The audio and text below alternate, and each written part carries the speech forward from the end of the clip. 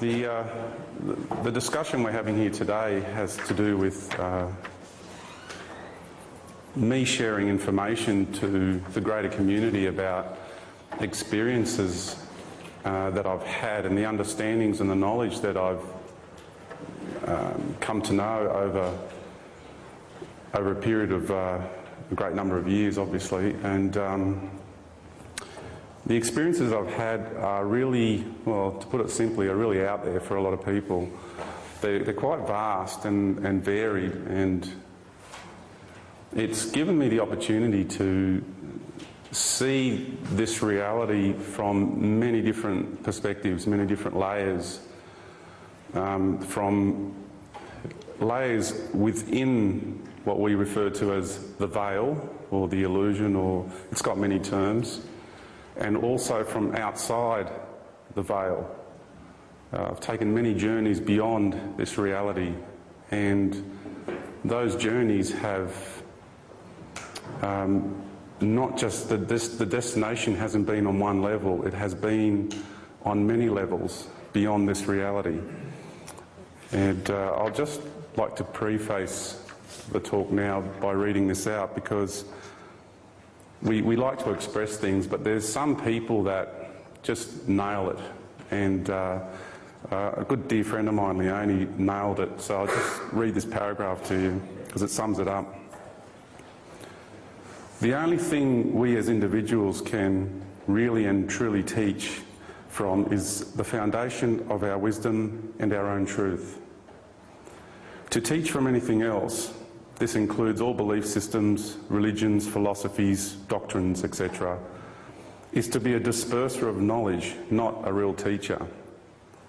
Every single person on this planet has something to teach. There are no exceptions. To truly teach is to trust that your own unique knowing is worthy of being taught. Therein lies the meaning of our existence here, to shine and to teach. All belief systems, religions, philosophies, doctrines, etc., have flourished and remained in place for so long because we as a race have found it easier to spread that knowledge. To be or not to be. That's what Shakespeare was saying. Not the true untapped knowledge of our own heart, our own sovereignty, our own godliness, a godliness that we were never separated from. When will we awaken and realise that the only knowledge worth truly teaching is what we know? Who we are and what experience has taught us. Anything else, anything adopted, is attaching us to something that keeps us from knowing our true self. Yes, we will see ourselves and resonate with the teachings and knowledge of others. However, in this life, to fully express the entire spectrum of our own godliness is to teach from our own unique spirit, the very spirit that is connected to all that is. And I think that pretty much sums up the message that I wanted to begin with. That the body of knowledge that I'm sharing with you here today is, the vast majority of it is my own experiences, and that's where it's coming from. I'm not going to stand here and regurgitate other people's work. I'll reference some things, but not the whole lot. So I'll begin with an experience that I had in 2003, where I found myself being picked up and taken by a group of beings who were familiar to me. It was like family, and took me to a place which was not of this world. And when I met these people, I knew they were family. Like, it wasn't like a negative abduction experience or anything like that. And then I found myself, they were preparing for me to go through this individual process where I left my body, and not on an astral level. There's different levels you can leave your body. There's different types of consciousness that you can access from your being and leave your body and then travel around. The most common one people know is astral travelling. And you can travel in what some people term the etheric level, but this was my full-blown consciousness. Everything came out of my body. and I was pure consciousness, which is the omnipresent part of our being, where we can just go anywhere and do anything. And so I travelled up through the dimensions of the universe, and I went through all the different levels, and then I came back. And when I came back, I couldn't stop laughing. I just couldn't stop laughing, because prior to me actually leaving the body and taking the journey, I still had a lot of the lower ego attached. And when I came back and realised what's really going on around here, I just couldn't stop laughing. It was hilarious. And the laughter was, I've never laughed like that before. It was so deep and joyous. So I'm going to begin this first part of the talk, because we're going to have 3 parts to it. And the first part will be I'll discuss the structure of the universe. And I've done this before, but there are some subtle changes, because the journey that I've had over the last few years, once I started awakening and coming into my own power and becoming my own being, other beings took notice of that. And the first thing they wanted to do was to take me and manipulate me, to make sure that when I speak, I wouldn't speak the universal truth, because really there is only one truth. I know all truths are relative, people say, but only small truths are relative. There is only one universal truth, and as to what's going on. So that is what the controlling factions, if you want to put it that way, don't want you to achieve and to know and to understand. So the other thing is, this knowledge I'm sharing with you here today is not anything new to any of you. You will know everything that I share with you. It's just you've forgotten it. So all I'm doing is providing a trigger here for you to remember, because all of this knowledge is inside of you. Everybody's got it. We've just forgotten it, because that's part of the separation journey. But now we're at the time in the cycle where it's time for us to remember who we truly are deep down inside, and why we came here, and where we all come from, and where we're all headed. And that's what I'll explain here today. The second part of the talk, I will get into what we call the grand deception. It's really profound. The magnitude of it is really great. What is about to be played out here on the planet now is quite a Hollywood blockbuster theme. It really is. It is profound what's about to take place. And my objective here today is to inform people with my experiences, so they have a point of reference. You know, the more points of reference you have, the greater your ability to make better decisions for yourselves. Okay, so this is all about empowering you with knowledge, with understanding, with perspective. And the third part, I'll do a little bit of numbers. I'm not going to get into the numbers too much today, but they are really profound. And then we'll have lots of question time as well in the third part. Okay, so that's the structure of today. So the first part will go for about an hour, maybe a little bit more. All right, so what I discovered when I went through the dimensions of the universe was, and I will just say one more thing, and the beings that tried to manipulate me, I know you're all aware of a group called the Galactic Federation of Light. Now in 2004 I did a series of lectures, and that video footage has been doing the rounds on the internet, as many of you are aware. And I will explain exactly who the Galactic Federation of Light are, because there's the real light and then there's the false light.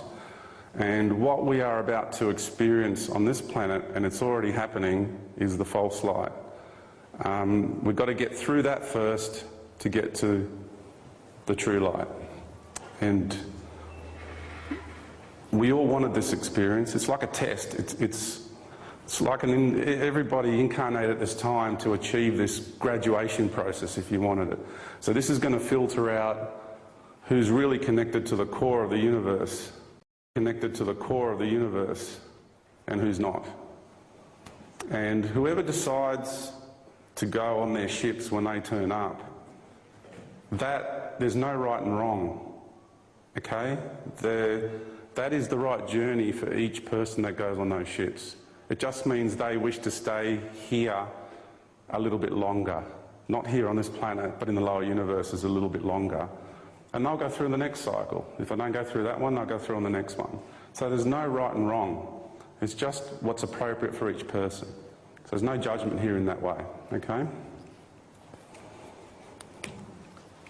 And I went through this model of the universe in 2004, and that structure that I drew is a replica of the real universe. So I was being manipulated and I couldn't express myself properly. So now I'll draw that universal structure again, and there may be some similarities, but I'll just explain the differences too. So let's say here on Earth, as you know, we've all been in what we refer to as the third dimension, okay? And I'll put a line there because it blends in, but, you know, there are lines.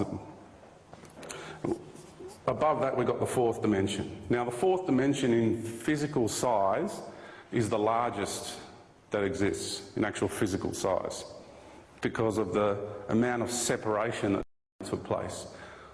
Okay, this area is what's deemed the zone of free will. Okay? Then we have a thick universal membrane between the fourth and the fifth.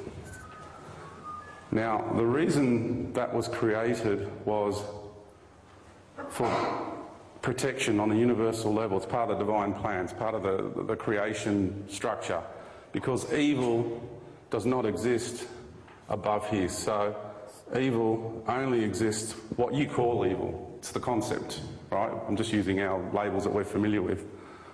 Of evil only exists below this level, okay? Above here, this is what's known as heaven, is what you call heaven. In religious terms, in what you experience here on this level, the level of life here is so beautiful. Everything's in harmony, okay? It is amazing. Now this realm, the fifth dimension, exists on this planet too. And you know it as Avalon, or Shambhala, or Shangri-La. It's got lots of names, okay?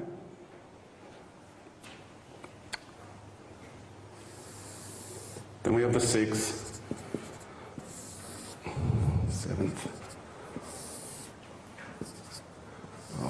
Between the seventh and the eighth there's another universal membrane. Then we have the ninth. Then it goes the 10th, 11th, 12th and 13th, okay? So, these are the ones you really want to know about, and I'll explain that why. So, when I went up, I experienced the whole lot, and then I came back down. And what I discovered was that all these dimensional levels is what we refer to as creation. From inside this universe, universe, one verse, right? We think that that's creation, as from your perspective here, but it's not. Life is infinite. There's no end to it, as far as I can perceive. Even from right up the top dimensions, from up there, I couldn't perceive the end to life. It goes on and on and on. So, what I want to share with you is that this is what we call God. It's a being. Everything is a being, right? The planet is a being, the galaxy is a being, the trees are a being. This rock is a being. It's consciousness, experiencing itself, manifesting itself as such. Okay? Everything is life. So, this universe we are inside of is a being. And I'm here to tell you that there is life beyond God.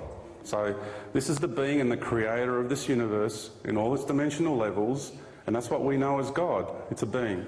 But there is life beyond that.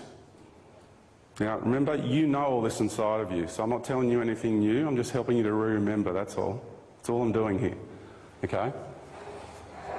Now, think of yourselves beyond, because if this is here, I want you to know that you also exist beyond God. And I want you to know that each and every one of you are gods in your own right. Okay, Buddha and Jesus and Krishna, everyone says, know ye not gods, you are gods. And it doesn't mean you are God of this universe. What they're truly saying is you are gods of your own universes. But what you have done is you have come inside this universe to experience life in this way, in this construct. This is what we refer to as a waveform universe. Okay? Light, frequency, polarity. Okay? When you get to these higher realms, don't forget this is heaven compared to all this stuff down here. People think that's the light of God, you've reached God, heaven, it's all over. No way, it goes on and on, right? So each and every one of you are gods in your own right, but your construct, the way your universe is constructed, is not like this one. This is unique. And think of us all on the God level, right? So we're all hanging out, each one of us are gods, got your own universe happening. And so this God starts expressing itself in a new way, right? And everyone goes, now that's cool. That is cool. I want me some of that. I want me some of that. So God said, if you guys want to learn how to be like me, then I'm going to come up and formulate something so you can learn how to be like me. So God created what's called the grand creation, the divine plan, the will of God. Okay? And created a formula for everyone to enter inside that being and experience life in waveform structure. Now, where you all entered this universe is here on the 9th dimension. This is what is considered the nursery, don't know about my spelling, of the souls. Everybody enters on this level. It's the nursery of the souls. It's where everybody first experiences waveform, or light, the light of God. And everybody comes in and acclimatises on that level. From there begins the journey. And you go into the 8th dimension. This is where you function on your own, but as pure energy. It's no physical form, it's just pure energy. And then once, just imagine now, none of this exists yet, okay?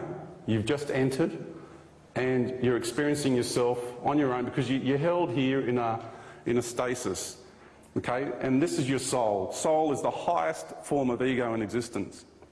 Everybody thinks here on earth, ego, everything just outside of that, no ego. That's not true. Okay? You have ego on every single level, all the way up to your soul. Your soul, your I am presence, what we call the I am presence, the highest connection you have with God, you are still your own identity. Is that right? Well, you have your own identity apart from the source. It's what makes you you. Okay? Because if you didn't have that individual identity, you would not exist. So just contemplate that. So this is the highest form of ego in existence, is soul, and that's where it resides, the I am presence. And the I am presence extends itself down into here.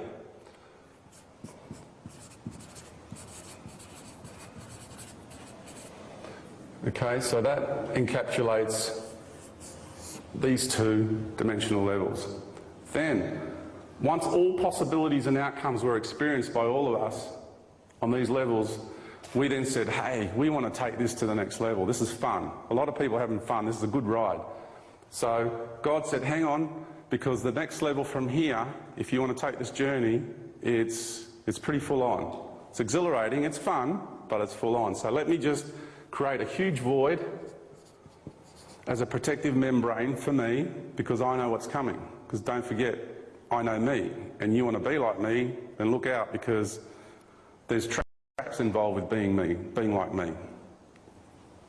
So everyone then went, yeah, we want some of that, and extended themselves down. And that is the highest level of physical structure, is the 7th dimension.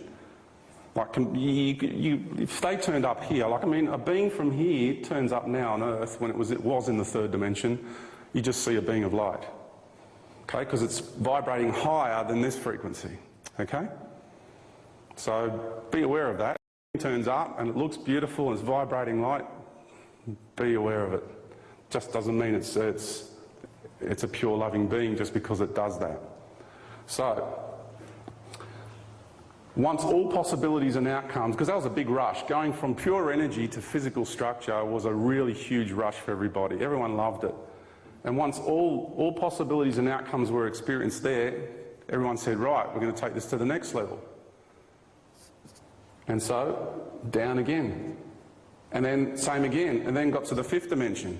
But once the lower vibrations of the fifth were begun to experience, there were major differences of opinion that occurred between beings. There was still no killing or death or destruction or anything like that, but we're talking major differences of opinion.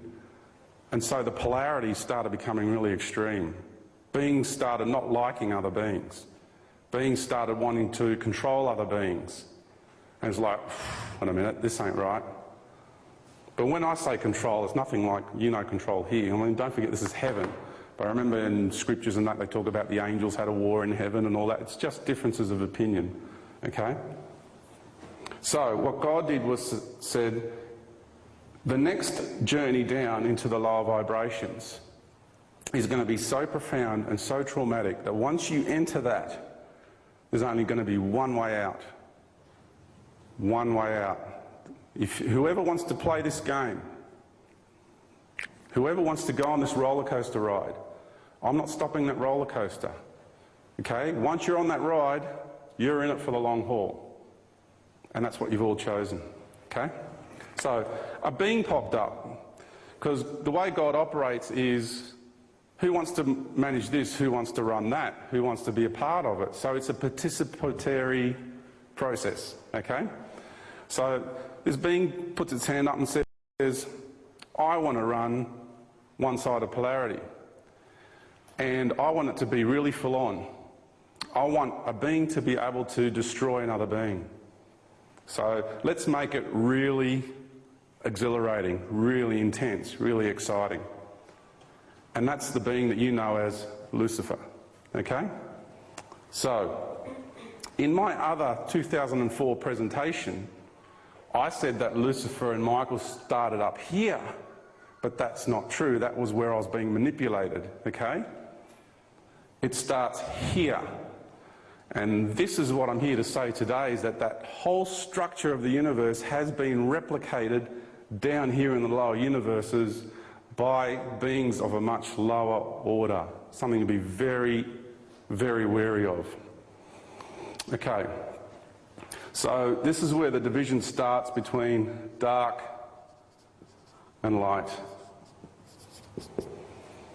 And that version of light is not what you think either. That's conditional love. Conditions apply without love. You do as I say, and I'll be nice to you, but if you cross my path, you better look out. I'll take you out. That's conditional love. Okay? All right? As long as you do as I say, I'll be good to you. It's imperialism. Okay? So, this is the Lucifer energy here, and this is the Michael energy here. So you can see the difference is quite big. This is what they do.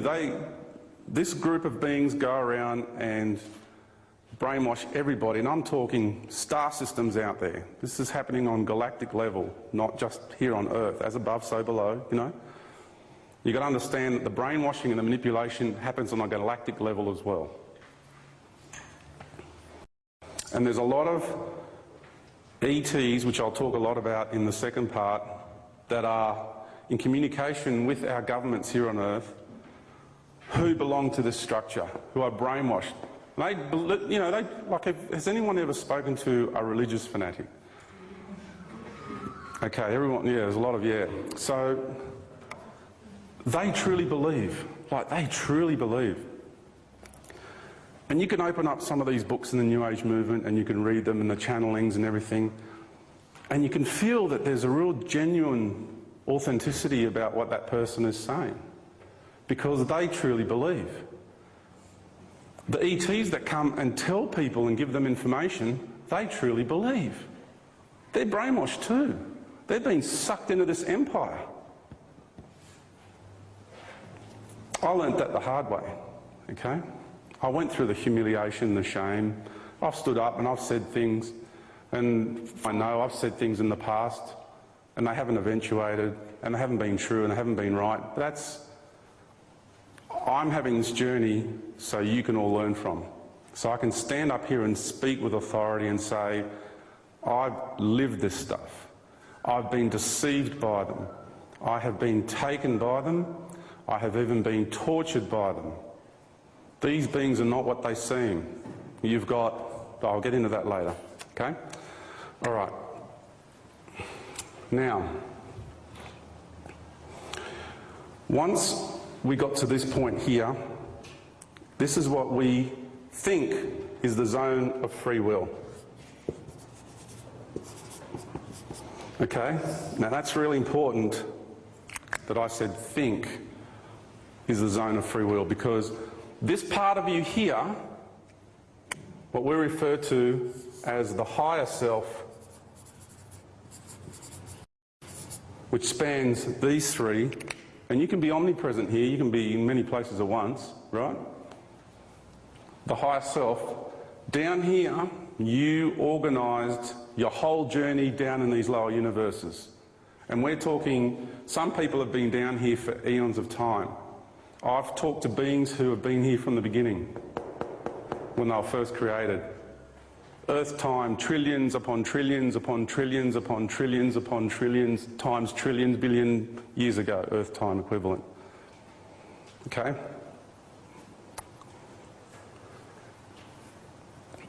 It's been a really long time, and a lot of people, you see it in their eyes, they're tired. I've had enough, I want to go home. And it's true, a lot of us feel that way, don't we? We've had enough, we want to go home, yeah. Yeah. Some of us haven't been down here for this long, and they're freaked out too, because the way life is down here in these lower vibrations is just too much. You don't like it at all. They haven't been down here long and they're not used to all the bad things that go on down here. That's what was created. And it was a journey into vast separation. Vast separation. Never experienced before. Now here's another big surprise for you. Each one of you who is incarnated on Earth here is actually a galaxy. Sounds pretty amazing, doesn't it? That is how beautiful each and every one of you are. All the beings that are incarnated on here on Earth at the time are also galaxies. Really, people will say, oh, there's probably about 2 billion galaxies in existence. Crap, there's a lot more than that. There's trillions of galaxies in existence in these lower universes, and there's more than that too.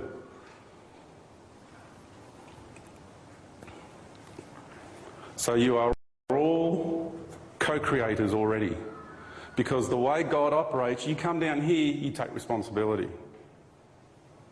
It's not like we have kings and queens in our world here, where they do take a fair bit of responsibility. But when you're a king and a queen out there, the way we do it properly is when you manifest a galaxy, when you want to become a king or a queen of a galaxy, and that's just labels, king, queen, it's just to get the concept with you. Your energy stream of your being goes into manifesting that galaxy, and your energy stream of your being manifests all the planets, right?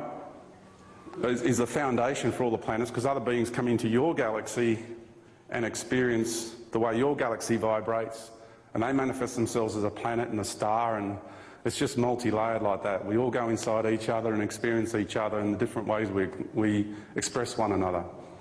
Okay? So we're more interconnected than you can possibly imagine. Everyone says, yeah, we're all one, it's all beauty and everything. Wow, you know. You have people that you fight with, you can understand that you're sorting out karma because you two were two galaxies at war on another level way back when, and you're sorting out all that karma. It goes on and on and on. It's really expansive.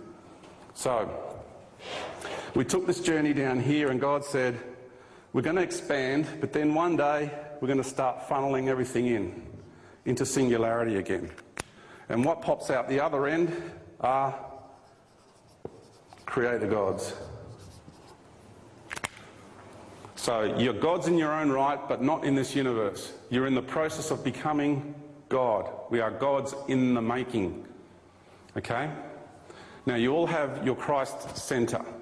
Okay? That is the consciousness of this universe.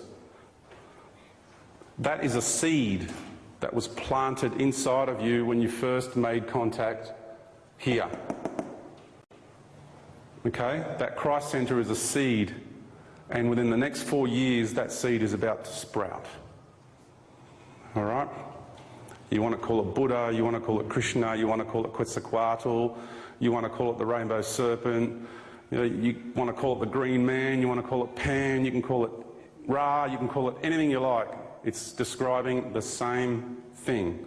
Different culture, different time, different interpretation. Okay? Everyone's talking the same language, really. So once we went through the journey of expansion and went through all these horrendous wars and exhausted all possibilities and outcome on the fourth dimension, a third dimensional paradigm was created. And as we're stepping down, we're getting into a slower waveform, right, which means more density as well. So the higher vibration, the lower the vibration, the more density. Molecules vibrate slower, the more dense the matter becomes. God said, right, we're going to start bringing everything back together because this is inside God. And this free will zone, right, people think they got free will, really, because the whole thing was designed down from up here, don't forget that. This higher self aspect of you planned the whole life and the outcome, okay? So you're roaming this planet with free will, then you've got to think about that, okay? Because once you get in touch with your higher self, you then know, realise and know for sure that we do not have free will down here. We just think that we do. That's an illusion of the lower ego, okay? And it needed to be that way. We needed to go through that illusion. Separation, okay? And people don't like that because everything they do that's bad, they can then no longer blame anybody else but themselves. Okay? They can't blame anybody else. It's nobody's fault but mine. Everything I've done, everything I've been, in all this area here, it's all me. It's all of my own making, of my own doing. So, God then decided, I'm going to take this project on now, hands-on. And the feminine and the masculine aspects of the Creator decided to manifest themselves as galaxies. And they did that. And the feminine aspect of the Creator, the Divine Mother, manifested herself as our galaxy, the Milky Way galaxy. And it is termed as such because of the nurturing of the mother's milk. The male aspect of the universe manifested itself as the Andromedan galaxy. And in Greek, the word andros means husband. And the Andromedan galaxy is the one right next door to ours. So you've got the masculine and the feminine, the divine, sacred couple. Everybody from all these different galaxies, right, then came in to this one galaxy because the call went out. The call went out to all the beings who are ready to return home and make this journey to become a creator God. So all the spiritual hierarchy in all these galaxies worked out which beings were going to represent each galaxy and come into this galaxy. So each star system in this galaxy is a settlement or a condensing down and a representation of a galaxy. So you've gone from a galaxy, compressing it down into one star system. Okay? So we're on the road to compression and more density. From there, everybody came into the galaxy, and so now you've got all these differences of separation being compressed into one galaxy. And we had a lot of wars that took place in the galaxy in the beginning because there's a lot of jostling for elbow space and positions of power and what have you. And it was a pretty painful time. But then it got to the point where it had to be compressed down to the next level again. And the universal consciousness and its masculine and feminine then said, right, we are going to take control of this firsthand again, and we're going to manifest ourselves as a star system. And so the male aspect manifested itself as the Orion League.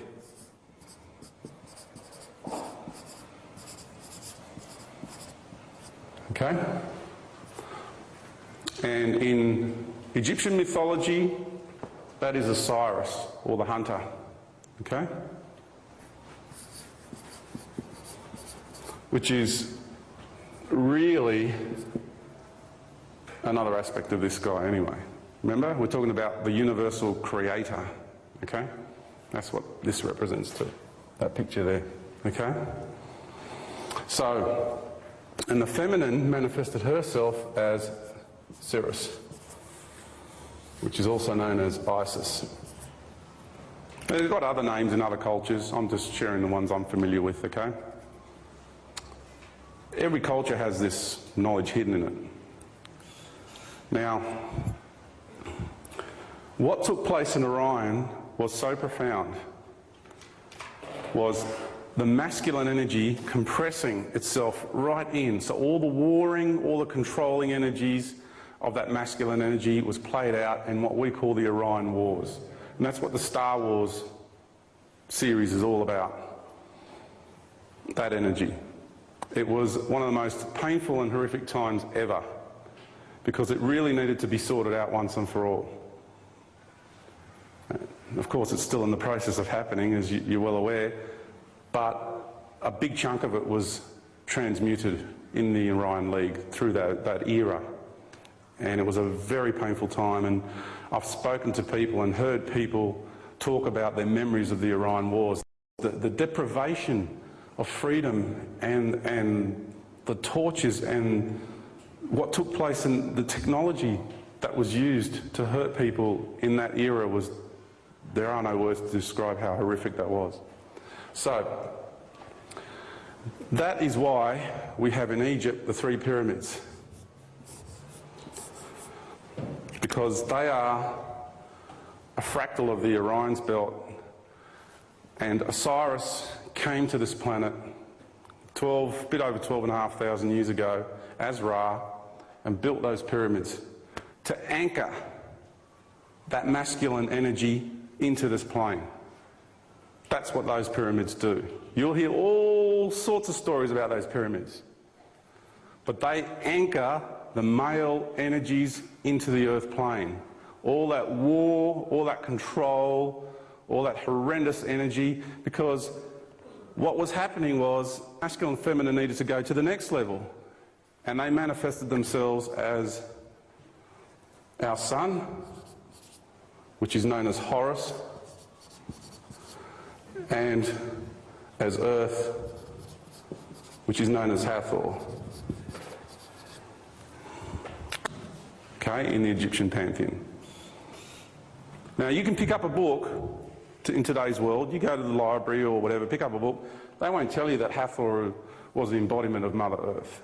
They won't tell you that, because that's secret. That's a secret, because, you know, we've got to suppress the feminine, got to suppress the truth. Okay, so again, I'm coming from a place like, everything I share with you here today, you do with as you will. Okay? If you don't want to accept anything I say, I'm at peace with that. But I'm not going to sit here and tiptoe through the tulips with you. I'm not going to sit here and express myself in such a fragile way that I don't want to hurt anybody's feelings. I truly don't want to hurt anyone's feelings, but if I say something that nudges your belief system, then I'm sorry about that, because we're right at the business end of the cycle, and the truth needs to be shared. And I'll just lay my cards on the table. So,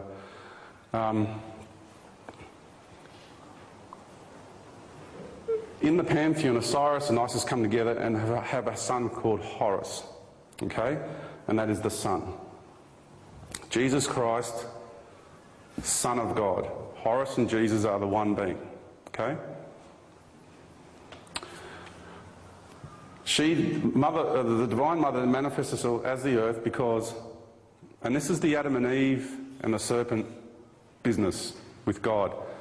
You are taught that Eve was seduced by the serpent and fell into a low vibration. That is the biggest load of cod. They formulated a plan together. See, that other story gets told to once again undermine the feminine, to show her that she's weak, that she's easily conned, and it just takes away the real hero in all of this. Because this guy here, he's getting a lot of attention, right? But the real one, when he comes along, he's going to tell you who the real hero is. He's going to tell you that Divine Feminine is the real hero in all of this. Because she manifested herself as a planet that was going to see the very last vestiges of this plan play itself out. She volunteered to manifest herself into a planetary body where everyone can incarnate on. She volunteered to be raped, to be pillaged, to be plundered, to be tortured, to be poisoned, to be beaten. And not for a short period of time, not just for a few thousand years. This has been going on for millions of years.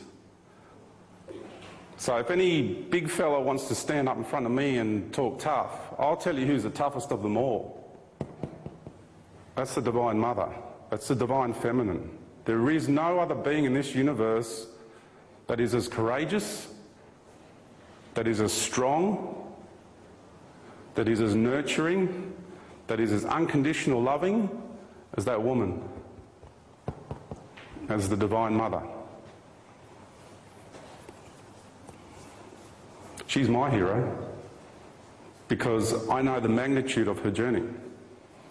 And I assure you, over the next few years, as you awaken and you reconnect with your true heart, your Christ centre, that you will come to know this. And I'm not standing up here preaching. You all know this already. You've just forgotten. And you will automatically come to know this over the next few years. I assure you of that. She's the real hero. So, the pyramids anchor that masculine energy into this earth plane. That's what needed to happen. So we can play all this crap out. And I've got this word written up here, apocalypse. And you look up the dictionary, it says the revealing of the truth. The word is three words put together. Apo, kali, psyche. Which means, as I've written, from the good spirit. So another part of the manipulation is to get you to fear that word. Now the controllers fear that word. They are scared. My goodness, are they scared. Because when this happens, when the truth and the knowledge comes from the good spirit, it's game over. It's game over for them. So when you all awaken now and understand the real truth of what's going on here, which you all will, don't take my word for it. Like I say, you're going to know this for yourselves. It's game over for them. And that is the true meaning behind this word. Okay? They just love to taint things with their brushes, you know. So, it's compression from expansion into the lower universes, down to 2 galaxies, down to 2 star systems, down to 1 singular star system and a planetary body. That's the journey we've all taken. And where are we headed? That's where you come from. Everyone's an ET. We're all in this generic form called the human embodiment. Oh, and that's another thing I wanted to share with you. People say to me, but I don't have this connection with the Divine Mother. I don't feel her. You are so intimately connected with her. I'll run this as an example for you. In the church, they hold up... I've been Christian Greek Orthodox, by the way. But I'm into Christianity, I'm not into churchianity. There's a big difference between the two. So, they hold up the wafer and they go, this is the body of the Christ, and the wine is the blood of the Christ. And they go through this thing called communion. Well, first of all, where did that wafer come from? It came from the earth. It was grown from wheat, comes from the earth. Where'd the wine come from? Comes from grapes, was grown from the earth.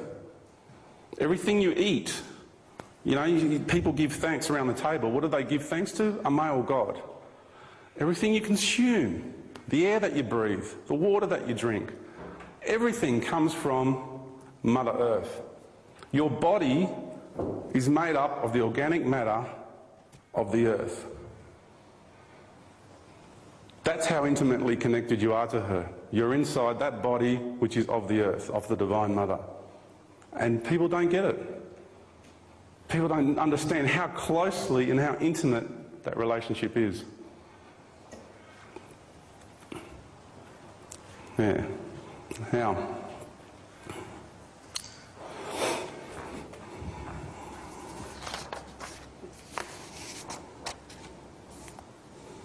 we have the next phase of the journey coming up.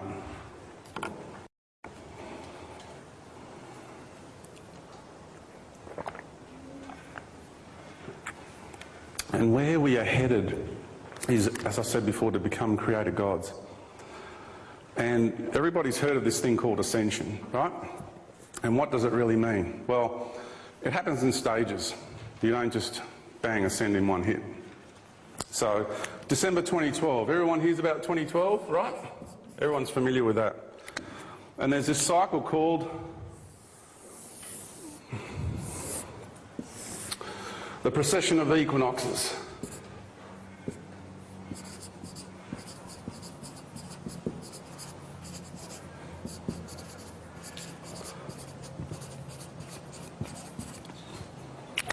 And after I booked this hall 3 months ago, or whatever it was quite a long time ago, it didn't occur to me back then, and then recently it dawned on me because I was connecting with profound information and discovered that the apocalypse begins today. Today is the equinox, and today is the activation of the apocalypse. There's only 4 years to go till this cycle ends and this planet ascends and everybody who's left on it will ascend, and it begins today.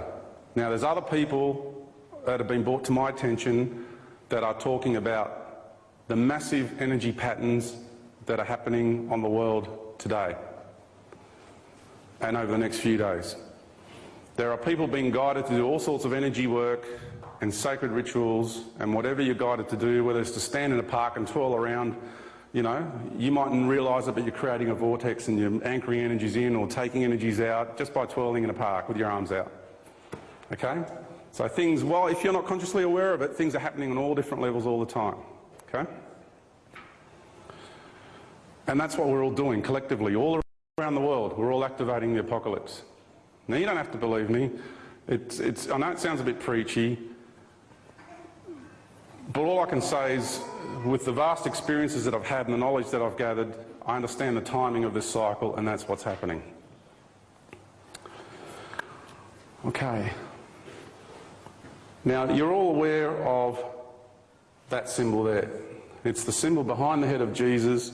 The American Indians call that symbol the medicine wheel. The Australian Aborigines call that symbol the sacred watering hole. And that's interesting. Why water? Well, hang on a minute. Baptismal waters. What's that all about, you know? There's a connection there straight away. The waters, the sacred waters, the baptismal water represents the higher consciousness. And that's what you get connected to. It's a symbol of life. That's why that symbol is here. This is the matrix of the lower universes. This is the symbol of the whole. And this here is the divine symbol of your I Am presence. That's the 3 levels in sacred geometrical form. Okay?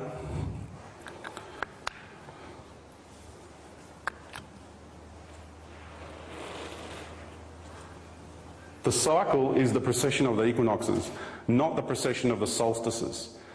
You just keep hearing about December 21, 2012. It's a solstice. I don't know why people just don't understand that bit. And I am seeing a lot of people around the world at the moment that are starting to move towards 2013 now. They are. I've seen documentaries made about 2013 as opposed to just focusing on that one day 2012. 2012 is important because by the end of that day, everyone, I'm not undermining how important that day is. Believe me, it's important. Because we will have all gone into the fifth dimension by that day. The last person walks through on that day, on this planet, whoever stays here. Okay? Because we merge the 20, which is the Ikosa, with the 12, which is the Dodeca.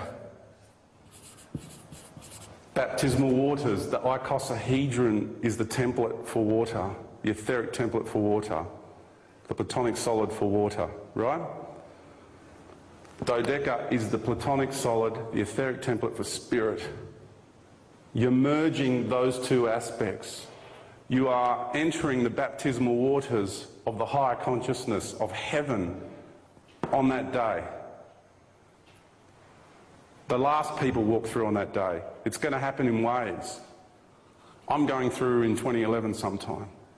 The last talk I did, there were two ladies at the front nodding their heads. They knew straight away. Yep, we're going in and we're coming to do work. There's a lot of fully consciously aware people that know their journey. Okay? So back to the processional cycle. The procession at 2012 is really important. Now, it ends on the 21st of March, 2013. That is the day the planetary light body gets activated. That is the day, to put it in the sacred geometrical terms, the star tetrahedron of the being gets activated, because that nests inside of it. And I know that's a bit full on for some people, but there are people watching this video and are here in the crowd who know exactly what I'm talking about. That's when everything gets activated, and we then enter a realm that has never existed before anywhere in creation. So what's happening on this planet is brand new. It is completely brand new. It's never happened before. This planet is going to turn into a star. And that sounds crazy, I know, but I can't not say it anymore. I've been walking around with this for a long time. I've had debates with friends like you wouldn't believe. People say, look, every other time it's happened, the planet just dies, it's a dead body, and that's what it's going to look like, and we're just going to live in a higher dimension. No, not this time. This is the end. This is the cycle to end all cycles. This is a planet that's going to give birth to a planetary race of Christed beings, of Buddhas, of Krishnas, whatever label you want to use. The internal core, this planet was much smaller. If you look at the land masses of this planet, they fit together like a jigsaw puzzle. They do. Just take out an atlas and you look how all the land masses fit together. This planet was much smaller than what it is now. It's already gone through a major expansion process. Now, the internal core is firing up again. The oceans aren't heating up because we're pumping too much carbon dioxide in the atmosphere. That's part of it, but it's not the main factor. You will get told a whole lot of because they don't want you to know the truth, and they don't want to give power to the divine feminine, to the consciousness that is this earth. That is the last, they can't handle that, because all they've ever wanted to do is control that, suppress it. We're the ones in charge. Okay? This planet is going to turn into a star, and nothing's going to stop that from happening. All right? And when we walk through, what's going to happen is dimensional doorways are going to open up all over the planet. And that's what that represents. That is the Vesica Piscis. It is the womb of the mother. That is the Christ coming out of the womb into this reality and doing his thing. It's him coming out of Avalon, out of Shambhala. The fifth dimensional realm on this planet is the realm of the goddess. And when those dimensional doorways open up, there'll be beings going in, beings coming out. And the beings coming out are known as the angels of Avalon. It's in a lot of scriptures. I was really happy to hear a book that I read about Shambhala, and it was the first time I've ever seen it being mentioned, that predominantly the beings in Shambhala are feminine. First time I saw it anywhere. And I thought, thank goodness, finally someone's written the truth. They know. So ponder on that. We'll have a bit of a break.